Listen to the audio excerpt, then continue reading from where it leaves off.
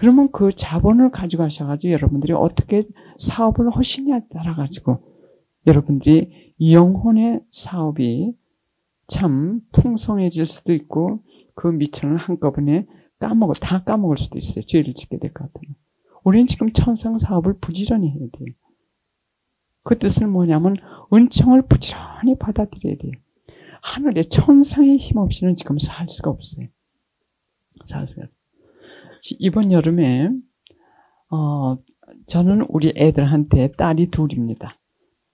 그리고 딸 하나, 큰 딸이 지금 제 근방에 살아요. 그리고 손녀가 둘인데 하나는 이제 또 딴 학교로 가고 그래가지고 손녀 하나, 그리고 마지막에 딸하고 사위하고 손녀 하나가 지집 가까이 삽니다. 근데 굉장히 냉정해요. 왜냐하면 내가 우선 살아야겠더라고요. 내가 하나님과 있을 그 시간을 빼놓고 줄래니까는, 그리고 걔네들한테 줄래니까는 참 그 시간을 걔네들에게 주는 게 굉장히 좀 말하자면 야박해요. 야박하지만 우리 애들한테 아예 우리 애들은 지금 기대를 안 합니다. 왜? 결혼하자마자 제가 그 얘기를 했어요. 이제는 내 인생을 살아야 되니까 너희 인생은 너희가 살아. 내 의무는 끝났다고 하면서 참 사랑의 의무 아닐 것 같으면 그렇게 사랑의 시간을 낭비해서 주지는 않아요. 근데 이번 여름에 그 작은 소녀가 지주 그 근방에 와가지고 여름 무슨 코스를 대학에서 뭘 좀 코스를 코스를 택하게 됐어요. 그러니까 이제 들락날락 하니까는 참 이게 분심이 좀 되더라고요. 그런데 최소한의 시간을 준 거예요. 걔네들한테. 그러니까 이거는 사랑의 의무지 그냥 시간을 여유 있게 준 거 아니기 때문에 큰 소리도 못해요. 그것도 한 달 동안이요. 들락날락 하니까는 기도의 힘이 약해지더라고요. 왜냐하면 기도의 양은 그냥 하는데 저는 지속적으로 하나님께 마음을 모으고 있어야 돼요. 그렇지 않을 것 같으면 양에 차지가 않습니다. 그래서 지속적으로 마음을 하나님께 모으고 있어야 되는 상태에서 사람들이 들락날락 하니까는 굉장히 나중에는 이 기도의 힘이 약해지니까는 허탈감이 생기고 짜증 비슷하게 나고 의욕이 상실되는 것 같고 여하간 영혼의 지진이 생기는 것 같아요. 모든이 안정됐던 것이 흔들린 것 같아요. 근데 들락날락 하는 건 또 저건데 또 자고 간다고 해요, 하루는. 그러니까 최소의 그 사랑의 의미에 저는 걔들한테 후하게 해주지 않았기 때문에 하루를 자고 간다는 거 기꺼이 내가 해줘야 되는 내 의무예요. 최소 그 정도는 해줘야 돼요. 근데 자고 가는 건 의무는 해야 되는데 동시에 걱정이 뭐냐면 밤에 조금 기도를 하려고 했는데 자고 간다는 거 이것도 큰일이에요. 그래서 제가 하나님께 기도를 했어요. 하나님, 내가 지금 영적으로 이렇게 배가 고픕니다. 근데 쟤네들이 자고 간대요. 그러니까 지금 당신께서 보시기에 내가 너무 야박하지 않을 것 같으면은 쟤네들 자고 가지 않고 그냥 가게 좀 해주세요. 큰딸이 그날 왔는데 자고 가지 못한다고 합니다. 그래서 왜 자고 가지 못하냐고 그랬더니 그 손녀가 그날 저녁에 파티가 벼랑 안에 생겼대요. 그래서 그 파티를 가야 되기 때문에 자고 가지 못한다고 합니다. 그래서 하나님께서는 우리가 진지하게 바라기만 할 것 같으면은 시간도 내주시고 다 해주세요. 다만 우리가 하나님께 인색하기 때문에 우리가 할 거는 완전히 하지 않고 맨날 다 하려고만 하기 때문에 거기서 결국은 문제가 생기는 겁니다. 그리고 또 제가 묵상을 하면서 이 여러분들 사다리, 지금 이렇게 보시면 사다리 그린 그림을 받으셨죠. 이거는 신학책으로 볼 것 같으면은 아마 한 권도 될 수 있을 겁니다. 거기에 담겨진 가르침이 또 성모님의 메시지가 거기에 다 담겨 있어요. 근데 이 사다리를 그리는 것도 예수님께서 그 아이디어를 다 주신 거예요. 한꺼번에 다 주시는 게 아니에요. 조금 기도를 하고 있느라면 머리에 탁 또 뭘 주세요. 그러니까는 책에서 읽은 거 그걸 해가지고 딱 이해하게끔 해주시고 동그라미 하나 그리게 하시고 그럼 동그라미 하나 그려놓습니다. 그리고 또 이제 잊어버리고 또 이제 딴 거 이렇게 해요. 그리고 또 적으려면 책에서 본 거 또 딱 이렇게 해서 사다리 하나 이렇게 그리게 하시고, 그럼 또 사다리도 부지런히 하나만 또 그려 넣었습니다. 이래가지고 이게 완성된 게 3개월 만에 완성된 거예요. 예수님께서 가르쳐서 개인 지도해 주시면서 3개월 또. 그러나 이것이 아무것도 아닌 것 같지만서도 저것을 이해할 수 있고 여러분들에게 전달할 수 있을 때는 이 과정이 길었어요. 예? 하나님께서 그 신학적인 뭐 가르침이나 그런 것 같으면 영성적인 가르침, 이걸 내가 깨닫고 또 이걸 충분히 깨달음으로써 다른 사람에게 전할 수 있고 이것을 적어요. 그래서 하나님께서 여러분들께서 이걸 빨리 깨달을 수 있는 방법으로 이렇게 그림을 그려주신 거. 이 개인 수업을 아주 개인 교수를 받았어요. 3개월 동안. 근데 그 순간순간 하나님께서 그 가르쳐 주시는 게 그래 반짝하고 깨닫게 해주시더라고요. 반짝하고 깨닫게 해주시고 반짝하고 깨닫게 해주시고. 근데 무궁무진하다는 단어를 정말 이번에 체험을 했습니다. 내가 준비만 하고 마음의 자세고 모든 준비를 하고 주님께서 가르쳐 주실 것 같다가 준비만 하고 기다릴 것 같으면 하나님께서는 무궁무진하게 가르쳐 주시더라고요. 무궁무진하게. 그래서 제가 여기 떠나기에 한 3개월쯤 됐으면 예수님 스탑! 이제 그만하세요. 내가 그 이상 담당을 못하니까 내 한국 갔다 온 다음에 가르쳐 주세요. 그리고 제가 사실 더 이상 받아들이지 않았는데 정말 무궁무진하더라. 그 뜻은 뭐냐면 우리가 준비되면 될수록 그렇게 뭐든지 무궁무진하게 주신다는 거. 무궁무진하게 주신다는 거. 그리고 여러분들은 지금 다들 잘하고 계시겠지만서도 여러분들만 잘 살기 위해서 선택받으신 분들이 아니에요. 여러분들은 다 하나님께서 뜻이 있으셔가지고 여러분들 주위 사람들에게 전하시는 도구가 되시는데 특별 도구세요. 여러분들 아주 특별 도구. 지금 이 시대에 가장 필요한 도구. 예, 그러면 이 그림을 잠깐 보시겠습니다.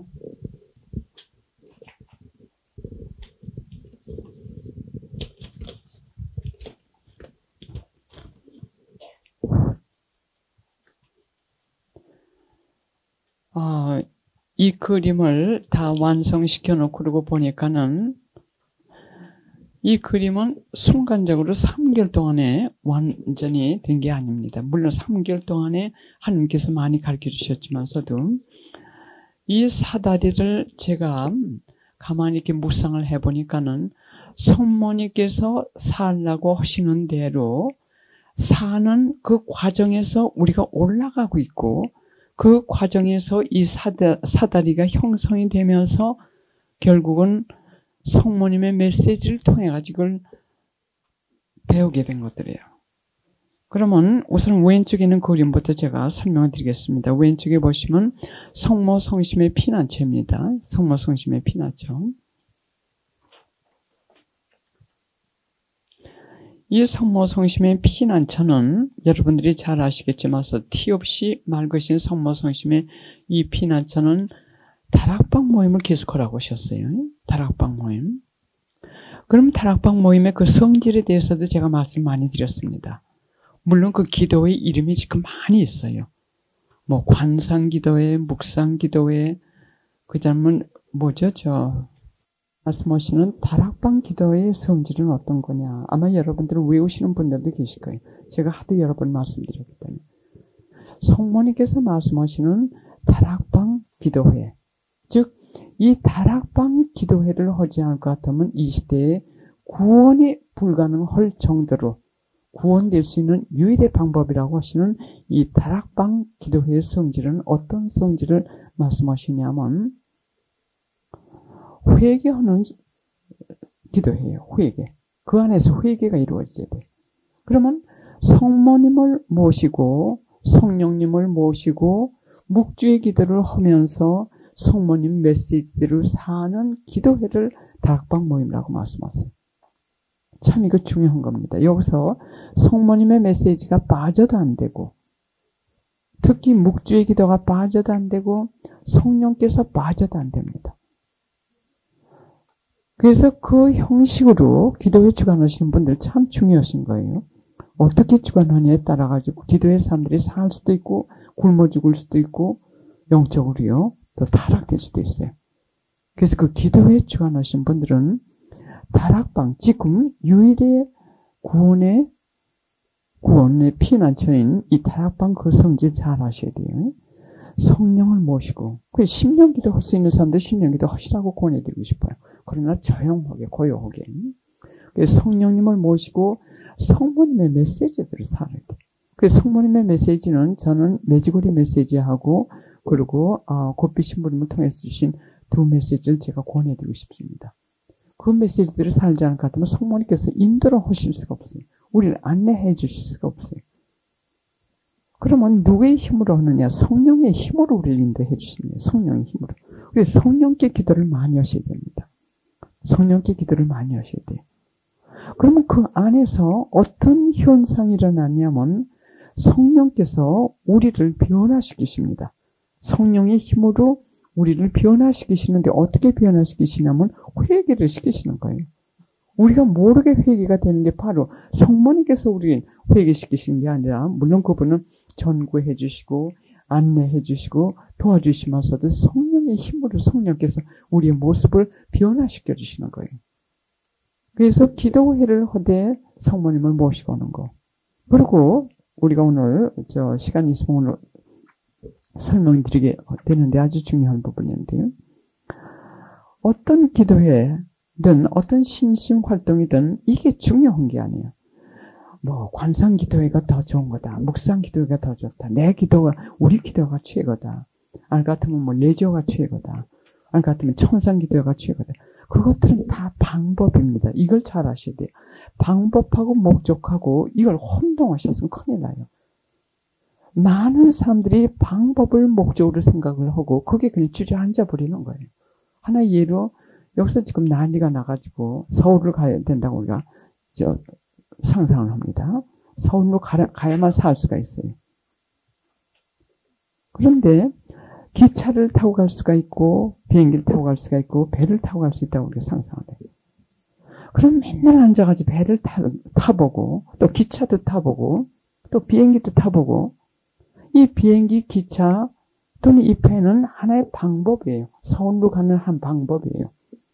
그런데 거기에서만 왔다 갔다 하고 서울은 가지 않기 때문에 구원이 되지 않고 그냥 죽게 됩니다. 아무리 시간을 많이 낭비한다도 아무리 하나님 이름으로 이 배를 타보고 기차를 타보고 하나님 나라에 빨리 가기 위해서 그 시간을 많이 소모해서는 안 돼요. 그래서 기도회 할 것 같으면 누구의 기도회가 어떤 신심 활동이고 성직자도 마찬가지예요. 여러분들 성직자의 어머니, 아버지 되시는 분들, 부모 또는 친척 되시는 분들이 많으신데 왜 성직자들이 지금 많이 이렇게 타락되고 있습니까? 세계 곳곳에서. 성직자도 하나의 방법이에요. 목적이 아니에요. 우리의 목적은 뭐냐면 바로 이 회개의 사다리를 올라가는 것이 우리의 목적입니다. 이 회개의 사다리를 올라가는 것이, 즉 회개하는 것이 목적이에요. 우리가 성직자가 될 것 같으면은 뒤에서 부모님이고 누구고 지금 겟세마니 동산에 들어가셔가지고 예수님과 함께 기도해 주시지 않을 것 같으면 지금 사제님들 정말 사시기 힘든 세상이에요. 유혹이 너무 심한 세상이 지금. 그래서 어느 성인들이 말씀하시기를 천국 맨 꼭대기도 성직자가 있고 연옥 맨 밑에도 성직자가 있고 지옥 맨 밑에도 성직자가 있다고 그랬어요. 그래서 성직자를 만들어내는 것이 목적이 아니 되는 거. 그걸 제가 말씀드리고 싶은 겁니다. 그때부터 시작이에요. 뭐 시작을 하시냐면 기도해드려야 돼요. 기도해드리고 보석해드리고 왜냐하면 성직자들은 대개 사제님들 기도하실 시간 이리저리 다 뺏기고 계세요. 그럼 여러분들 기도 안 하실 것 같으면 여러분들 체험하시죠. 참 살기 힘든 세상.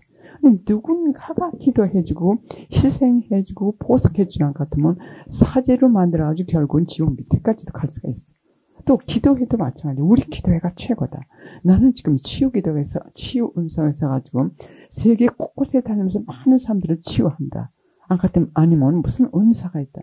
그건 다 방법이에요. 방법. 회개하는 방법. 그리고 이 사다리 이것이 목적이어야 돼요. 꿀을 실러로 하면 꿀을 실러 멤버로서 회개를 해야 되고 관사이면 관상 하는 그 방법으로 더 깊이 회개해야 되고 이 방법하고 목적하고 이거 혼동해서 안 된다고. 그래서 지금 통탄할 만한 일들은 뭐냐면 조금 이따 제가 설명드리겠어요. 영적인 7죄종이라는 게 있어요. 영적인 7가지 죄의 뿌리라는 게 있어요. 그래 그거로 같이 각각 죄들을 다 지으면서 우리 같은 사람 박해하는 사람이요. 천주교 신자 아닌 사람들은 아예 박해할 생각도 안 해요. 무관심해요. 가만둬요. 그러나 박해하는 사람들은 누구냐면 천주교 신자들.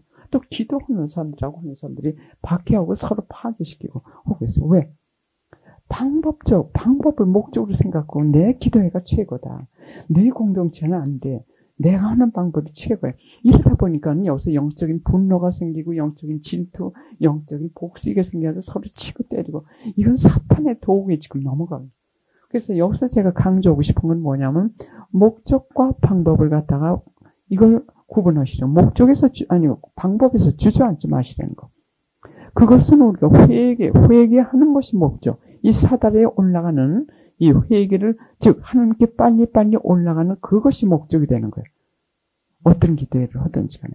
그래서 여러분들이 기도회를 주최하시는 분들은 참 중대한 책임이에요. 또 많은 은총 받을 기회도 있지만서도 카리스마를 통해 가지고 우리는 지옥에 떨어지기가 참 쉽습니다. 왜? 교만하게 되겠다는. 교만하면 그냥 떨어지는 거예요. 그러나 그 카리스마를 잘 쓸 것 같으면 성인도 될 수 있어요. 그래서 그 기도회나 공동체를 주관하시는 분들은 과연 우리 기도회에서 회개들을 하고 있는지 그걸 점검을 하셔야 돼. 자주. 그래서 여기서 우리 피정 시작하실 때 양심 성찰 채점표 있죠. 그걸 가지고 한 달에 한 번씩 이렇게 시키세요. 그 공동체에서.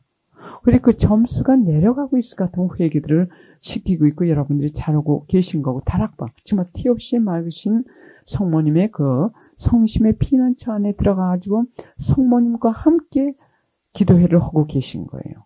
그러나 그것이 없이 거기서 뭔가 끝난 다음에 기도회 끝난 다음에 누구 험담을 한다든지 싸운다든지 죄를 짓는다든지 할 것 같으면 여기에는 무엇이 잘못됐든지 간에 성령께서 역사하시지 않는 기도회예요. 그래서 여러분들 기도회를 가시더라도 그거부터 분별하시는 게 좋아요. 여기서 과연 하나님께 대한 그 평화가 있나.